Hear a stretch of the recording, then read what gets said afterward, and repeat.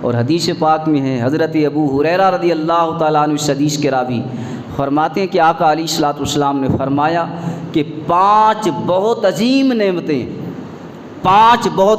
نعمتیں جو اللہ کریم نے میری امت کو عطا فرمائی ہیں، باقی انبیاء کی امتوں میں سے کسی امت کو اللہ کریم نے نہیں عطا فرمائی، وہ 5 نعمتیں اللہ کریم نے میری امت کو عطا فرمائی ہیں۔ تو آقا علیہ الصلوۃ والسلام نے فرمایا وہ 5 نعمتیں یہ ہیں، 5 نعمتیں۔ پہلی نعمت یہ ہے کہ اللہ کریم اسی مہینے کے اندر جہنم کے دروازے بند کر کے جنت کے دروازے کھول دیتا ہے۔ دوسری نعمت آقا علیہ الصلوۃ والسلام نے فرمایا کہ رمضان المبارک کی آخری رات اللہ کریم روزہ دار کی بخشش فرما دیتا ہے۔ اور تیسری نعمت آقا علیہ الصلوۃ والسلام نے فرمایا کہ دریا سمندر کے اندر رہنے والی مچھلیاں بھی روزہ دار کے لیے دعائے مغفرت کرتی ہیں۔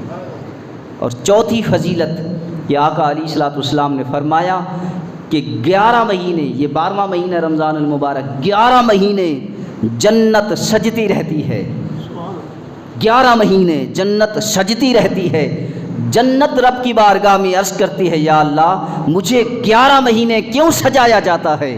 تو اللہ کریم فرماتا ہے، جنت تجھے 11 مہینے اسی لیے سجایا جاتا ہے کہ 12واں مہینہ رمضان المبارک، اس مہینے کے اندر جو شخص محبت خلوص کے ساتھ روزے رکھتا ہے اس روزہ دار کے لیے جنت کو سجایا جاتا ہے۔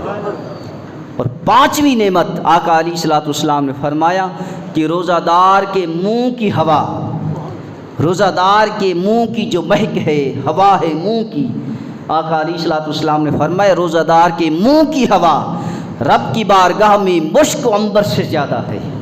کس بارگاہ میں؟ کوئی عام بارگاہ نہیں، خود خدا کی بارگاہ میں، رب کی بارگاہ میں روزہ دار کے منہ کی ہوا، روزہ دار کے منہ کی ہوا رب کی بارگاہ میں مشک سے بھی زیادہ ہے، عنبر سے بھی زیادہ ہے۔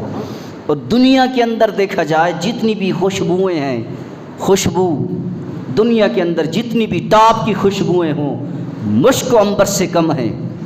مشک خوشبو کا نام، عنبر بھی خوشبو کا نام۔